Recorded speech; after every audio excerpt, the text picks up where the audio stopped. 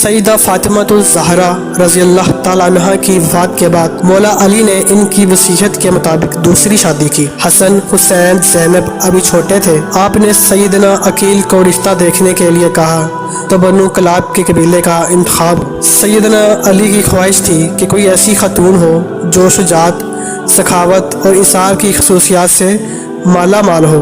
बनु कलाब की खातून फातिमा बिनते हज़म के घर रिश्ता भेजा तो सरदार हज़म अपनी बीवी के पास गए और पूछा कि सईदना अली का बेटी फातिमा के लिए रिश्ता आया है, क्या आपने अपनी बेटी की ऐसी तरबियत की है जो नबी के खानदान में ब्याही जा सके? रिश्ता कबूल होता है तो फातिमा बिनते हज़म सईदना अली के घर जाती है तो सईदना हसन, हुसैन और ज़ैनब को गले लगा लेती है। सईदना अली से दरख्वास्त करती है कि इन बच्चों के सामने आप मुझे फातिमा मत कहिएगा, इन्हें उससे इनकी माँ की याद आ जाएगी। मैं इस घर में इनकी माँ बनकर नहीं आई बल्कि कनीज बनकर आई हूँ। मेरा ये मुकाम नहीं कि इनकी माँ की जगह ले सकूँ। इसके बाद आपने इन्हें बेटा नहीं कहा बल्कि हमेशा मौला कहती रही। इनके 4 बेटे हुए, इसलिए इन्हें उम्मुल बनीन भी कहते हैं, मतलब बेटों की माँ। अपने बेटों को हमेशा हसन, हुसैन, अली की सिर्फ इताअत का हुक्म दिया, अदब सिखाया और कहा जो वो कहें बस हुक्म बजा लाना, बहस नहीं करनी। ये अहले बैत है, हम इनके नौकर हैं। 4 बेटों में अब्बास इब्ने अली,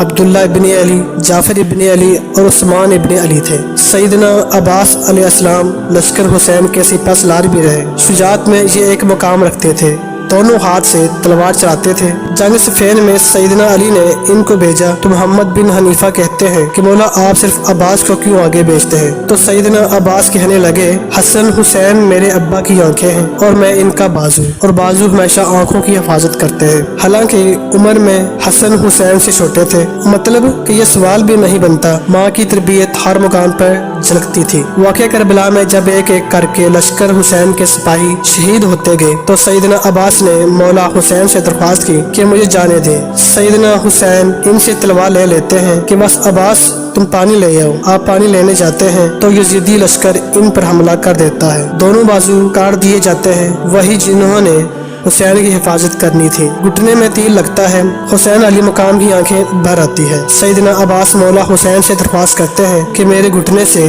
तीर निकाल दें और कहते हैं कि मौला मेरी वालदा से कह दीजिएगा कि अब्बास के दोनों बाजू नहीं थे, इसलिए सिर्फ आपको तिल निकालने का कहा। ये वो अदब था, वो इताअत थी जो सईदा उम्मुल बनीन की तरबियत थी, जिन्होंने सारी जिंदगी नबी के इस घराने की कनीज बनकर गुजार दी। आपके 4 बेटे इस जंग में शहीद हो गए। अली के 5 बेटों ने इसमें जाम शहादत नोश किया, जिसमें 4 सईदा उम्मुल बनीन के फर्जंद थे, जो लश्कर हुसैन का न सिर्फ हिस्सा बने बल्कि इमाम अली मुकाम पर अपनी जान तक कुर्बान कर दी और सारी उम्र कभी जुबान पर कोई सवाल न लाए। सईदा उम्मुल बनीन को जब बेटों की शहादत की खबर मिली तो कहा अब्बास शहीद हुआ, जाफर शहीद हुआ, उस्मान शहीद हुआ, अब्दुल्ला भी शहीद हो गया। फरमाने लगी सब छोड़िए, मेरे मौला हुसैन का बताइए। तो बताया कि वो भी शहीद हो गए। तो कहने लगी मेरे बेटे बाद में शहीद हुए। मौला हुसैन से तो बताया नहीं, वो पहले शहीद हुए और मौला की हिफाजत के लिए खूब लड़े। तो शुक्र अदा किया कि इन्होंने बेशक